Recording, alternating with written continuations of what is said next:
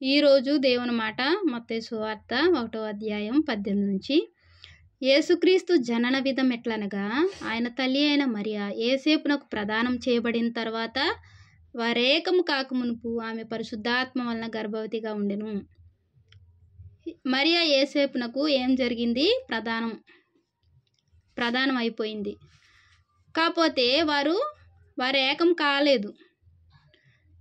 దేవుడు దయపొందింది. మరియ దయపొంది ఆమె పరిశుద్ధాత్మ వలన గర్భవతిగా ఉండెను. ఆమె భర్త అయిన యేసేపు నీతిమంతుడై ఉండి ఆమెను అవమానపరచనల్లక రహస్యముగా ఆమెను విడనాడ ఉద్దేశించెను. ఆమెను అవమానపరచడం ఇష్టం లేక రహస్యంగా వదిలేద్దామని అనుకుంటున్నాడు. ఆ రీతిగా ఆలోచించాడు. అయితే యేసేపు కూడా చాలా నీతిమంతుడు, చాలా మంచివాడు.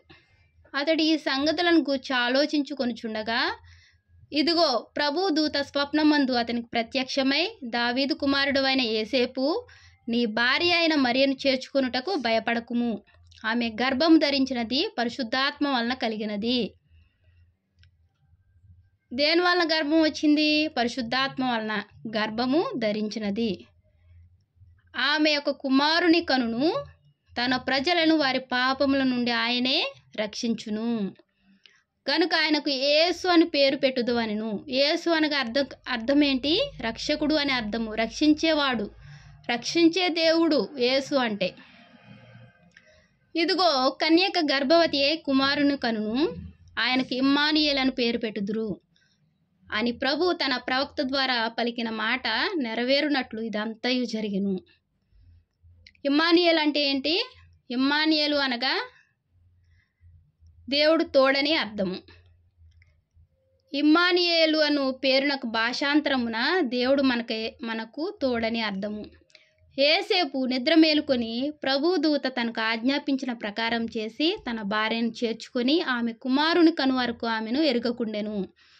అతడు ఆ కుమారునికి యేసు అని పేరు పెట్టెను. ప్రియమైన దేవుని మాట వింటున్న వాళ్ళారా, మరియ ఎంతో పవిత్రురాలు. దేవుని యొక్క దయ పొందింది. మనుషుల యొక్క ప్రేమను కూడా ఇప్పటి వరకు మనుషుల యొక్క ప్రేమను పొందుతుంది. ఎందువలన?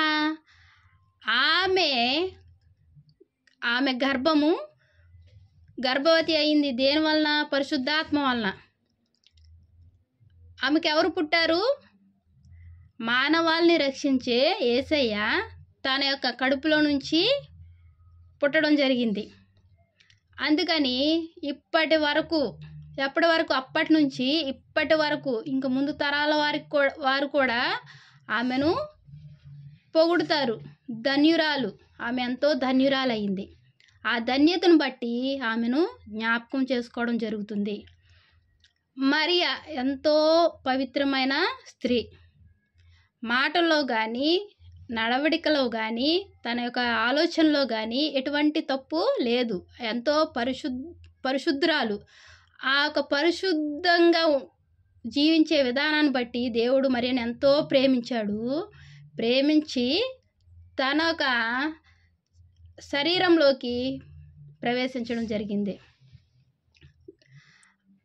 చూడండి, ఆమె కుమారుని కను వరకు ఆమెను ఎరుగకుండెను. యేసేపు కూడా ఆమెను ఏమాత్రము దూత చెప్పిన ప్రకారం నడుచుకున్నాడు. ఆమె కుమారుని కను వరకు ఆమెను ఎరుగకుండెను. అతడు కుమారునికి ఏమని పేరు పెట్టారు? యేసు అని పేరు పెట్టాను.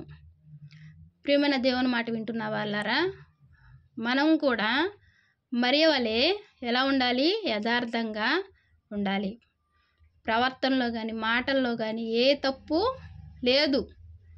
పరిశుద్ధురాలు. అటువంటి పరిశుద్ధత కలిగి మనం కూడా జీవించాలి.